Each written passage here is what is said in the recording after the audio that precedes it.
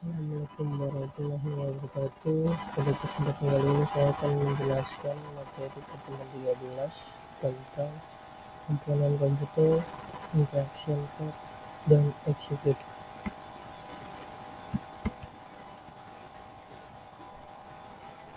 Siklus instruksi terdiri dari dua step, yaitu set dan execute.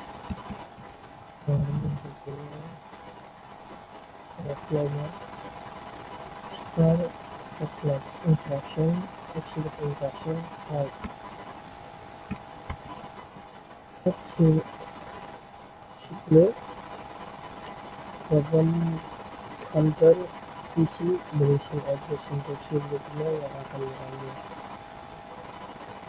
Proses pengambilan instruksi dari memori pada lokasi yang ditunjuk oleh PC seperti PC, kecuali ada perintah tertentu. Kemudian instruksi dimasukkan ke instruction register atau IR. Berikutnya prosesor menginterpret dan melakukan tindakan yang diperlukan. Execute situ proses memori masuk data address dengan main memori.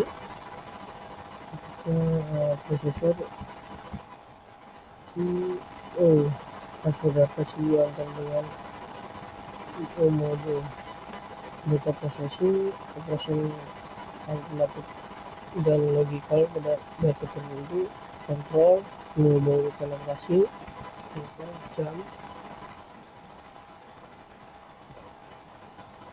Kemudian kombinasi di atas. Untuk instruksi adalah kejadian yang menyebabkan microcontroller berhenti sejenak untuk melayani instruksi tersebut. Program yang dijalankan pada saat melayani instruksi disebut interrupt service routine. Setelah selesai melayani instruksi, maka program yang tadi berhenti dilanjutkan kembali. Untuk controller AT89C51 menggunakan sumber instruksi yaitu dua instruksi eksternal dan dua instruksi timer dan satu instruksi port serial. Register yang mengontrol instruksi yaitu PA interrupt enable dan IP interrupt priority.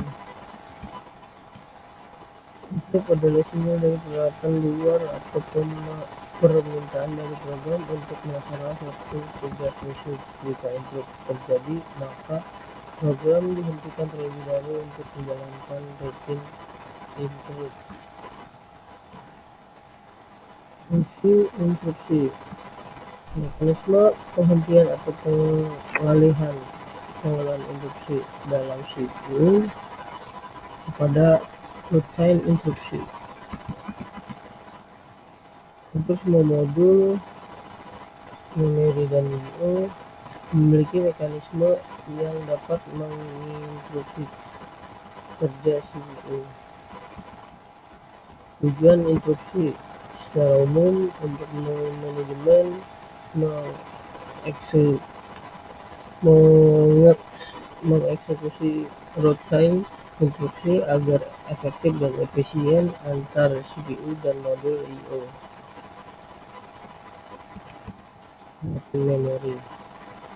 Setiap komponen komputer dapat menjalankan tugas secara bersamaan, tetapi kendali terletak pada CPU. Di samping itu, kecepatan eksekusi masing-masing modul berbeda, dapat sebagai sinkronisasi kerja antara modul. Interupsi.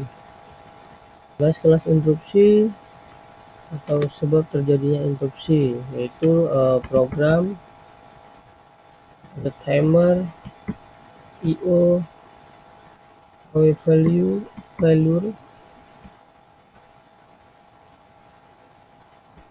Pertama itu program, di mana dibangkitkan dengan beberapa kondisi yang terjadi sebagai hasil dari suatu eksekusi instruksi. Kemudian timer dibangkitkan oleh timer di dalam prosesor. I/O yang ketiga dibangkitkan oleh I/O controller untuk memberi signal penyelesaian normal atau memberikan signal sebagai kondisi error. Yang keempat, HW failure dibangkitkan oleh kegagalan seperti kegagalan daya atau memory parity error. Proses interupsi. Dengan adanya mekanisme interupsi, prosesor dapat digunakan untuk mengeksekusi instruksi-instruksi lain. Saat suatu modul telah selesai menjalankan tugasnya dan siap menerima tugas berikutnya, maka modul ini akan mengirimkan perintah interupsi ke prosesor. Proses instruksi yang berikutnya, kemudian prosesor akan menghentikan eksekusi yang dijalankannya untuk menghandle routine interupsi. Setelah program interupsi selesai, maka prosesor akan melanjutkan eksekusi programnya kembali. Saat interupsi sinyal diterima prosesor, ada dua kemungkinan tindakan, yaitu interupsi diterima atau ditangguhkan dan interupsi ditolak. Contoh apa? Kemudian interupsi ditangguhkan. Apa yang dilakukan prosesor? Prosesor menangguhkan eksekusi program yang dijalankan dan menyimpan konteksnya. Tindakan ini adalah menyimpan alat instruksi berikutnya yang akan dieksekusi dan data yang relevan. Prosesor menyetel program counter atau PC ke alamat awal routine instruksi handler. Berikut adalah tabel vektor instruksi pada mikroprosesor keluarga Intel.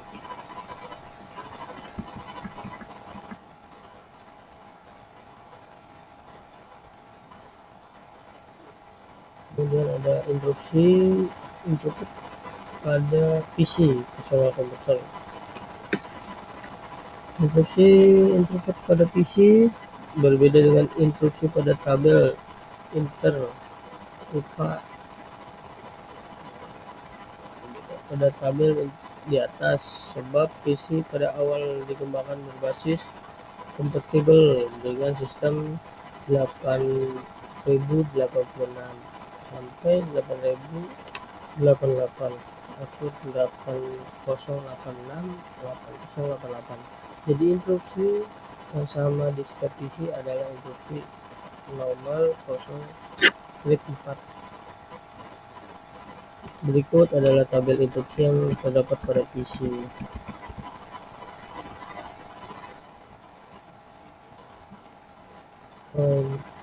Gambar siklus proses dengan instruksi. Ini adalah gambar flowchart.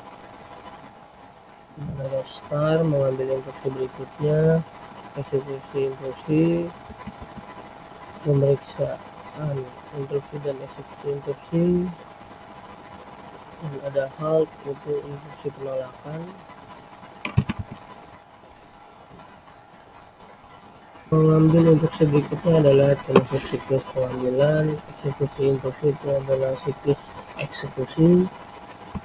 Kemudian dari eksekusi instruksi itu ada instruksi diizinkan, kemudian dilari ke pemeriksaan instruksi dan eksekusi instruksi. Itu termasuk siklus instruksi. Kesimpulan, instruksi disediakan terutama sebagai cara untuk meningkatkan efisiensi pengolahan, karena sebagian besar perangkat eksternal jauh lebih lambat dibandingkan prosesor. Jenis-jenis interupsi. Yang pertama itu adalah software. Software adalah interrupt yang disebabkan oleh software yang sering disebut sistem call.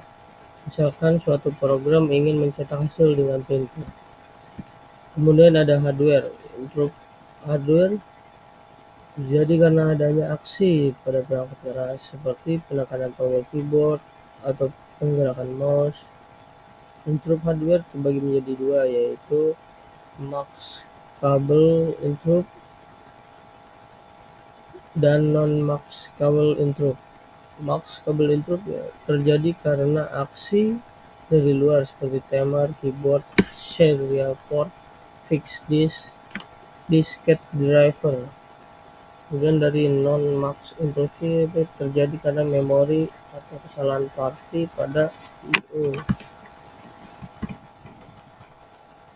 Sistem operasi kompleks, interupsi ganda, multiply interrupt. Misalnya, suatu komputer akan menerima permintaan interupsi saat proses pencetakan dengan printer selesai. Di samping itu, di kemungkinan dari saluran komunikasi akan mengirimkan permintaan interupsi setiap kali data tiba.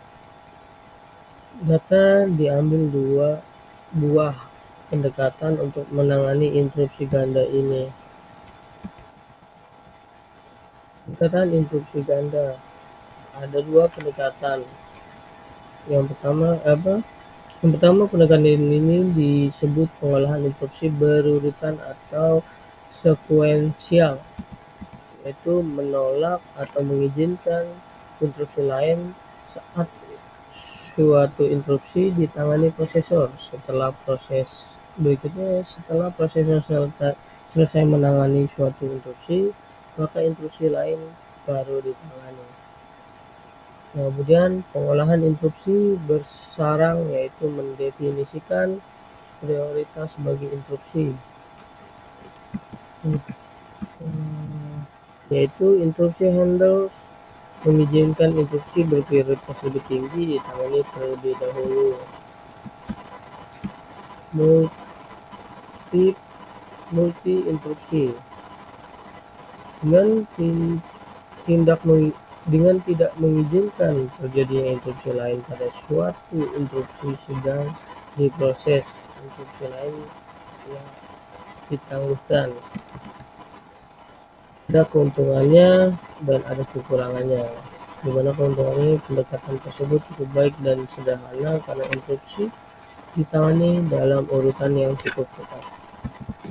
Kekurangannya itu pendekatan ini tidak menghitung prioritas relatif atau kebutuhan waktu kritis. Tipe interupsi sekuensial. Berikut ada gambarnya. The user handle X, interrupt handle Y. Ini gambar multi interupsi nested yang lebih sama. Beda penanganan dia melalui dari user program, dia interrupt handle X run. Nah, interrupt handle Y nya dia masuk melalui setelah diproses setelah handle X. Kemungkinan seperti itu. Kemudian ada multi interrupt yang kedua, itu dengan mendefinisikan program prioritas bagi interrupt dan mengizinkan interrupt. Berprioritas tinggi menyebabkan interrupt handler yang berprioritas lebih rendah untuk menginterupsi diri sendiri. Prioritas input berikut ini tabel prioritas input. Yang pertama,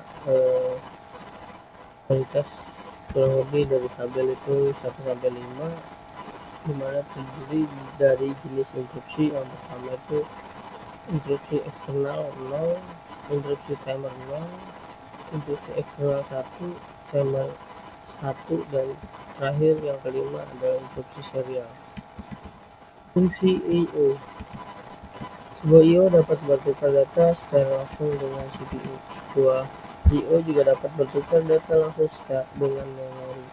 Penukaran data antara I/O dan memori.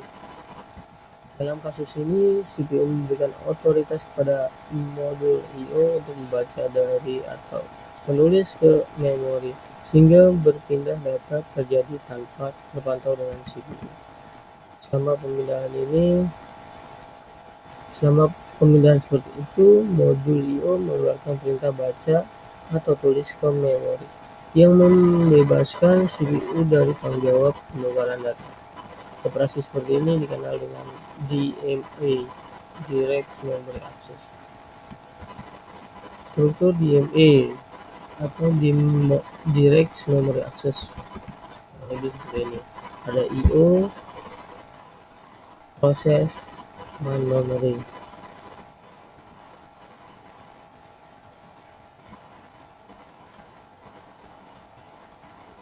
Struktur interkoneksi harus mendukung jenis perpindahan berikut ini. Yang pertama ada memori ke CPU, yang kedua CPU ke memori, ketiga I/O ke CPU, keempat CPU ke I/O, dan kelima I/O ke memori atau memori ke I/O. Yang pertama memori ke CPU. CPU membaca sebuah instruksi atau satuan data dari memori. Yang kedua CPU ke memori. CPU menuliskan sebuah satuan data ke memori. Yang ketiga ada I/O ke CPU, di mana CPU membaca data dari perangkat I/O melalui sebuah modul I/O. Yang keempat CPU ke I/O, CPU atau CPU mengirimkan data ke perangkat I/O. Dan yang terakhir kelima I/O kembali I/O ke memori atau memori ke I/O. Pada kedua kasus ini, sebuah modul I/O diizinkan untuk dapat bertukar data secara langsung tanpa melalui CPU dengan menggunakan DMA atau Direct Memory Access. Nah, ini kurang lebih. Baik, teman-teman, kurang lebih seperti itu penjelasan tentang materi pertemuan 13. Kurang lebihnya saya mohon maaf. Wabillahi taufiq wal hidayah. Wassalamualaikum warahmatullahi wabarakatuh.